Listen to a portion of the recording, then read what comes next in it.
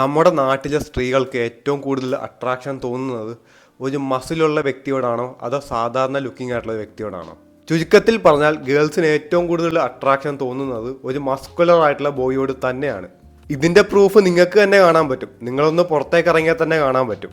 പുറത്തോട്ടിറങ്ങി ഏത് പോസ്റ്ററിൽ നോക്കിയാലും ഏത് ഇന്നർവെയറിൻ്റെ പരസ്യം നോക്കിയാലും അതിലെല്ലാത്തിലും അത്യാവശ്യം മസ്കുലറും ഫിറ്റുമായിട്ടുള്ള ബോഡി ആയിരിക്കും അവർ ഡെമോൺസ്ട്രേറ്റ് ചെയ്തിരിക്കുന്നത്. ബിക്കോസ് ഇങ്ങനത്തെ ബോഡി ഉള്ളവരെയാണ് ഗേൾസ് ഏറ്റവും കൂടുതൽ അട്രാക്ട് ചെയ്യുന്നത്. അതുകൊണ്ടാണ് അവരെ ഡെമോൺസ്ട്രേറ്റ് ചെയ്തിരിക്കുന്നത്. ഈ മോഡലിംഗ് ഏജൻസിയും ഈ ഇന്നർവെയർ കമ്പനീസും ഇതെല്ലാം $1 ബില്യൺ വാല്യുവേഷൻ ഉള്ള കമ്പനീസാണ്. അതുകൊണ്ട് ഇവർക്കറിയാം മെജോറിറ്റീനെ അട്രാക്ട് ചെയ്യുന്ന ബോഡി ഏതാണെന്ന്. ഈ അഡ്വർടൈസ്മെൻറ്റ്സ് മാത്രമല്ല, മൂവീസ്, സീരീസ്, മറ്റ് പ്രോഗ്രാംസ്, ഇതിലെല്ലാത്തിലും കാണിച്ചിരിക്കുന്ന മെയിൻ ആയിട്ടുള്ള ക്യാരക്ടറിന് നല്ല ഫിറ്റ്നസ് ആയിട്ടുള്ള ബോഡിയുണ്ട് ഒരു 95% കേസസിലും. പൊളിറ്റിക്കൽ പോസ്റ്റർ അല്ല, ഡ്രസ്സിൻ്റെ പോസ്റ്ററാണ് ഞാൻ പറയുന്നത്. പക്ഷെ എന്നാലും നമ്മുടെ കേരളത്തിൽ മിക്കപ്പോഴും മസിലുള്ള ആൺപിള്ളേർ മിക്കപ്പോഴും സിംഗിൾ ആയിട്ടാണ് കാണുന്നത്. ഇതിനെ നമുക്കൊന്ന് അനലൈസ് ചെയ്യാം. കേരളത്തിലെ പോപ്പുലേഷനിൽ ആകപ്പാടെ 1% ആളുകൾക്ക് മാത്രമേ നല്ല മസ്കുലർ ആൻഡ് ഫിറ്റ്നസ് ആയിട്ടുള്ള ബോഡിയുള്ളൂ. ആ 1% തന്നെ 2 തരം ആളുകളുണ്ട്. ഒന്ന് ഹൈ വാല്യൂ മെൻ, ഒന്ന് നോർമൽ ആയിട്ടുള്ള മസ്കുലർ ആയിട്ടുള്ള മാൻ. ഈ ഹൈ വാല്യൂ മെൻ എന്ന് വെച്ചാൽ വളരെ റെയർ ആയിരിക്കും. നമ്മളൊക്കെ ഹാങ് ഔട്ട് ചെയ്യുന്ന സ്ഥലത്ത് പോയാൽ നമുക്ക് ഇവരെയൊന്നും കാണാൻ പറ്റത്തില്ല. കാരണം അവരുടെ ഗോൾസിൻ്റെ പുറകെ അത്ര ഡ്രിവൺ ആയിട്ടായിരിക്കും പോകുന്നത്. ഇപ്പം നമ്മളെ ഫിറ്റ്നസ്സിൽ ഉപയോഗിക്കുന്ന കൺസിസ്റ്റൻസിയും ഡെഡിക്കേഷനൊക്കെ ഉണ്ടല്ലോ, അവരത് ഫിറ്റ്നസ്സിൽ ഉപയോഗിക്കും. അതുപോലെ തന്നെ അവരുടെ കരിയറിലും ബിസിനസ്സിലും എല്ലാത്തിലും യൂസ് ചെയ്യും. അതുകൊണ്ട് ഇവിടുത്തെ ഒരു ഗേളുമായിട്ട് ഹാങ് ഔട്ട് ചെയ്യാൻ അവർക്ക് ടൈം കാണത്തില്ല. അവർ മെയിനായിട്ട് അവരുടെ ഫോക്കസ് മൊത്തം കൊടുക്കുന്ന അവരുടെ ഗോൾസിലായിരിക്കും. അതുകൊണ്ട് ഈ ഹൈ വാല്യൂ മെൻ ഫ്യൂച്ചറിൽ ഒരു ഹൈ വാല്യൂ വുമണെ അവർ നോക്കത്തുള്ളൂ. ഇനി ഈ ഹൈ വാല്യൂ മെൻ അല്ലാത്ത സാധാരണ മസ്കുലർ ആയിട്ടുള്ള ഡ്യൂഡ്സിനെ നമുക്ക് നോക്കാം. അവരെന്ന് വെച്ചാൽ നല്ല ബോഡിയൊക്കെ ആയിരിക്കും, പക്ഷെ അവർക്ക് ഫ്ലേട്ടിങ് സ്കിൽസ് ഒന്നും കാണത്തില്ല. അവർക്ക് പോലും അറിഞ്ഞുകൂടായിരിക്കും. അവരുടെ പുറകെ ചിലപ്പോൾ പെണ്ണുങ്ങൾ നടക്കുന്നുണ്ടായിരിക്കും, പക്ഷെ അത് അവർക്ക് നോട്ടീസ് ചെയ്യാൻ പറ്റുന്നില്ലായിരിക്കും. ചിലപ്പോൾ അവർ അത്യാവശ്യം ഷൈ ആയിരിക്കും അവരുമായിട്ടൊക്കെ സംസാരിക്കാനൊക്കെ. അവർ ജിമ്മിലൊക്കെ നല്ല ഡെഡിക്കേറ്റഡും കൺസിസ്റ്റൻസി ആയിട്ടൊക്കെ വരുന്നുണ്ടായിരിക്കും, നല്ല ബോഡിയൊക്കെ കാണും. പക്ഷെ അവർ ചിലപ്പോൾ ബാക്കിയുള്ള കാര്യത്തിൽ അത് യൂസ് ചെയ്യണമെന്നില്ല. ബാക്കിയുള്ള കാര്യത്തിലൊക്കെ ചിലപ്പോൾ അവർ ലേസി ആയിരിക്കും. ബിക്കോസ് അവരവരുടെ കൺസിസ്റ്റൻസിയും ഡെഡിക്കേഷനും ജിമ്മല്ലാണ്ട് മറ്റ് കാര്യങ്ങളിലൊക്കെ അവർ യൂസ് ചെയ്യുന്നില്ല. അവർ അതേ ഹാബിറ്റ് വേറൊരു കാര്യത്തിൽ അവർ യൂസ് ചെയ്യുന്നില്ല. അതാണ് ഈ 1% മസ്കുലർ ആയിട്ടുള്ള ഡ്യൂഡ്സിലെ ഹൈ വാല്യൂ മെന്നും സാധാരണ ആളുകളുമായിട്ടുള്ള ഡിഫറൻസ്. ഇനി നമുക്ക് ബാക്കി കേരളത്തിലെ 99% ആൺപിള്ളേരുടെ മൈൻഡ് സെറ്റ് നോക്കാം. ആ 99% സത്യത്തിൽ ഒരു 60-65% കമ്മിറ്റഡ് ആണ്. അവർ സിംഗിൾസ് അല്ല. നമ്മളിവിടെ എവിടെ ഹാങ് ഔട്ട് ചെയ്യാൻ പോയാലും ഇവരെ കാണാൻ പറ്റും. ഈ അത്യാവശ്യം ലൂസ് ബാഗി പാൻറ്റൊക്കെ ഇട്ട് ലൂസ് ടീഷർട്ടൊക്കെ ഇട്ടായിരിക്കും ഇവർ നടക്കുന്നത്. ഇവരായിരിക്കും ഏറ്റവും കൂടുതൽ കമ്മിറ്റഡ് ആയിട്ട് നടക്കുന്നത്. ഇവരൊന്നും ഒരിക്കലും സിംഗിൾ ആയിരിക്കത്തില്ല. ഇവരുടെ ബോഡിയൊക്കെ സാധാരണയായിരിക്കും. ഇവർക്ക് അത്ര മസിലൊന്നും കാണത്തില്ല. ഇപ്പം നമ്മൾ നേരത്തെ പറഞ്ഞ ഹൈ വാല്യൂ മെൻ അല്ലാത്ത സാധാരണ മസ്കുലർ ഡ്യൂഡ്സിന് ചിലപ്പം ഇവരുടെ അത്രയും ഫ്ലേട്ടിങ് സ്കിൽസോ അങ്ങനെയൊന്നും കാണത്തില്ല.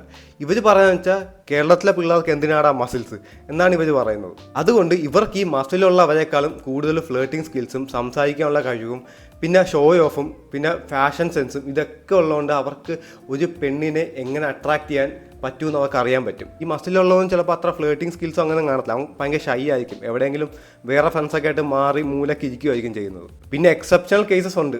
അവർ ഭയങ്കര അൺസ്റ്റോപ്പബിൾ ആയിരിക്കും. അവർക്ക് നല്ല മസിൽസും കാണും, എന്ന് വെച്ചാൽ നല്ല ഫ്ലേട്ടിങ് സ്കിൽസും ഇതെല്ലാം കാണും. അതുകൊണ്ട് അവർക്ക് പെണ്ണുങ്ങളെ ഭയങ്കരമായിട്ട് അട്രാക്ട് ചെയ്യാൻ പറ്റും. അങ്ങനെയുള്ള നമുക്ക് ഭയങ്കര ആൽഫ മെയിൽസ് എന്നൊക്കെ നമുക്ക് പറയാൻ പറ്റും. കാരണം അവർ എല്ലാവരും ശ്രദ്ധ ആകർഷിക്കാനും പറ്റും. അതേപോലെ തന്നെ അവർക്ക് നല്ല ഫിറ്റ്നസ് ആയിട്ടുള്ള ബോഡിയും ഉണ്ട്. അപ്പം ഞാനിവിടെ ഈ പറഞ്ഞ റിയാലിറ്റിയാണ്. നിങ്ങൾക്ക് മസിൽ ഉണ്ടെന്ന് വെച്ച് നിങ്ങൾക്ക് ഒരു പെണ്ണ് വീഴണമെന്ന് ഒരു നിർബന്ധവും ഇല്ല. നിങ്ങൾ ആ മസിൽ ഉണ്ടാക്കാൻ ജിമ്മിൽ പോയി കഷ്ടപ്പെടാൻ ഉപയോഗിച്ച ഡെഡിക്കേഷനും കൺസിസ്റ്റൻസിയും നിങ്ങൾ മറ്റ് കാര്യങ്ങളിൽ ഉപയോഗിച്ച് അതേ കൺസിസ്റ്റൻസി മറ്റ് കാര്യങ്ങളിൽ ഉപയോഗിച്ച് നിങ്ങൾ സക്സസ് ആവുകയാണെങ്കിൽ അവിടെയാണ് സത്യത്തിൽ ഏറ്റവും കൂടുതൽ അട്രാക്ഷൻ വരുന്നത്. അതാണ് ഞാൻ ഈ പറഞ്ഞ ഹൈ വാല്യൂ മെൻ എന്ന് പറയുന്നത്. അതുകൊണ്ട് എല്ലാവരും ഹൈ വാല്യൂ ആവാൻ നോക്കുക. ഇപ്പം മസിൽ ഉണ്ടെന്ന് വെച്ച് മാത്രം നിങ്ങൾക്ക് എല്ലാവരും അട്രാക്ട് ചെയ്യണമെന്ന് ഒരു നിർബന്ധമില്ല. നിങ്ങൾ ആ ഒരു അട്രാക്ഷൻ നിങ്ങൾ വിടും. ആ ഒരു അട്രാക്ഷൻ്റെ പുറകെ പോകേണ്ട. സത്യത്തിൽ നിങ്ങളൊരു ഗോൾ സെറ്റ് ചെയ്തിട്ട് ഒരു ബിസിനസ് ആകാം, കരിയർ ആകാം, എന്നിട്ട് അതിൽ ഫോക്കസ് ചെയ്യുക. എന്നിട്ട് നിങ്ങൾ ചെയ്യുന്ന വർക്കൗട്ടിലെ ഡെഡിക്കേഷനും കൺസിസ്റ്റൻസിയും അതും ഇതിലുപയോഗിക്കുക. ഈ നിങ്ങൾ ചെയ്യുന്ന വർക്കിലാണെങ്കിലും ബിസിനസ് ആണെങ്കിലും. അപ്പം നിങ്ങൾക്ക് ഒരു എക്സ്പോണൻഷ്യൽ ഗ്രോത്ത് ഉണ്ടാവും. അങ്ങനെ ഗ്രോ ആകുമ്പോൾ നമ്മളൊരു ഹൈ വാല്യൂ മെൻ ആവും, ഇല്ലെങ്കിൽ ഒരു ഹൈ വാല്യൂ വുമൺ ആവും. അങ്ങനെ ഒരു വാല്യൂബിൾ ആയിട്ടുള്ള പേഴ്സൺ ആയാൽ നമ്മൾ മറ്റുള്ളവർ ഇങ്ങോട്ട് അട്രാക്ട് ചെയ്യും. ചുരുക്കത്തിൽ ഞാൻ പറയുവാണെങ്കിൽ നമുക്ക് എത്ര നല്ല ബോഡി ഉണ്ടായിട്ടും നമ്മുടെ ബാങ്ക് ബാലൻസ് 0 ആണെങ്കിൽ ആരും നമ്മൾ അട്രാക്ട് ചെയ്യത്തില്ല. ആ ബോഡി ഉണ്ടാക്കിയ ഡെഡിക്കേഷനും കൺസിസ്റ്റൻസിയും നമ്മൾ യൂസ് ചെയ്യാൻ പഠിക്കണം. അത് നമുക്ക് പാഷനബിൾ ആയിട്ടുള്ള സ്ഥലത്ത് ഇല്ലെങ്കിൽ നമ്മുടെ പ്രൊഫഷനിലും നന്നായിട്ട് യൂസ് ചെയ്ത് ഗ്രോ ചെയ്യാൻ പഠിക്കണം. അവിടെയാണ് മെയിൻ കാര്യം ഇരിക്കുന്നത്. ഇപ്പം ഞാനിപ്പോൾ ഇതിങ്ങനെയൊക്കെ പറഞ്ഞാലും ഞാൻ കുറേ നാൾ നേരത്തെ പോലെ തന്നെയായിരുന്നു, ഒന്നും ചെയ്യത്തൊന്നും ഇല്ലായിരുന്നു, ജിമ്മിൽ മാത്രമേ കോൺസെൻട്രേറ്റ് ചെയ്തിട്ടുണ്ടായിരുന്നു. ഇപ്പോഴാണ് ഞാൻ എൻ്റെ കരിയറിലേക്കും എൻ്റെ ബിസിനസ് സ്കിൽസ് അതിലേക്കൊക്കെ ഞാൻ എൻ്റെ ജിമ്മിൻ്റെ കൺസിസ്റ്റൻസിയും ഡെഡിക്കേഷനൊക്കെ യൂസ് ചെയ്യുന്നുണ്ട്.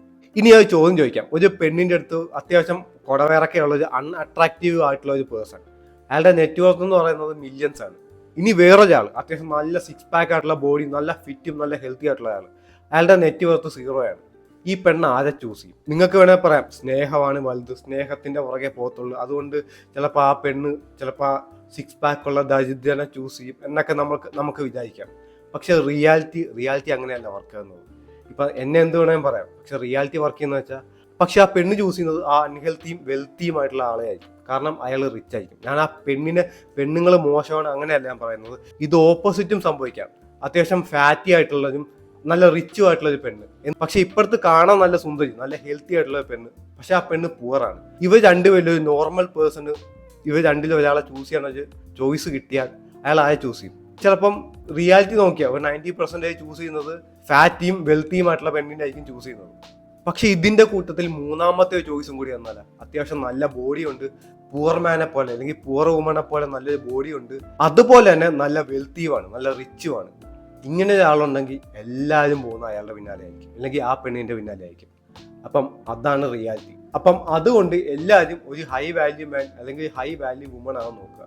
അപ്പം അത്ര ഉള്ള ഗായ്സ്, നിങ്ങൾക്ക് വീഡിയോ ഇഷ്ടപ്പെട്ടു എന്ന് വിചാരിക്കുന്നു. Thanks for watching.